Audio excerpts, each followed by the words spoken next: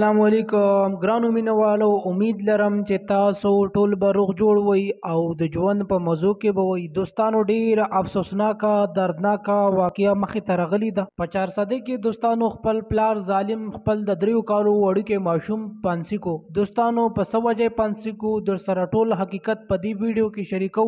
د هغې نه مخکې دوستانو، که تاسو زموږ په دې چینل کې نوي وئ نو زموږ د چینل مخه در سره ضرور سبسکرایب کړئ چې زموږ کومې نوې ویډیوګانې راځي چې هغه تاسو ته په اسانۍ سره دررسي، او د دې سره د ټالۍ نشانه مو ووایي چې تاسو د تازه معلومات نه زر تر زر خبرېږئ. دوستانو، ډیر افسوسناکه دردناکه واقعه مخې ته راغلې ده. په 400 کې دوستانو خپل پلار ظالم د 3 کالو ماشوم پانسي کو. دوستانو، چې کله د پلار نه خلکو تپوس وکړو چې دا دومره ظلم و زیاتی ولې وکړو، نو دوستانو پلار یې ویل چې ما یې مور له طلاق ورکولو او د دې په وجه باندې دا ماشوم د مور سره تللو، نو د دې وجه ما نشو برداشت کولی چې دا د مور سره اوسیږي، نو د دې وجه ما قتل کو او پانسي مې کو.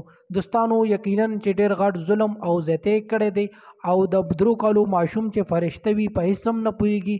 دوستانو، پلار ظالم پانسي کو او د هغې نه بعد دوستانو بیا دفن کو چې چاته پته ونه لګي. خو دوستانو، د کلی خلک په خبر شو او د هغې نه بعد دوستانو بیا راوستل او پولیس ته یې حواله کو. د پولیس د تفتیش نه بعد دا ظاهره شوه چې دوستانو دا خپل پلار پانسي کړی دی او د هغې نه بعد بیا دفن کړی دی. دوستانو، یقینا چې ډیر غټ ظلم او زیاتی کړی دی. دوستانو، د دې په حق باندې د आवाज اوچتول زموږ ټولو حق دی چې د کاسته د سخت نه سخت سزا ملو شي، ځکه چې زموږ په ملک کې د بچو سره زیاتی او ظلم کول دا ډیر زیات عام شوی دی. نو د دې په حق د دې لپاره د روکتام وشي.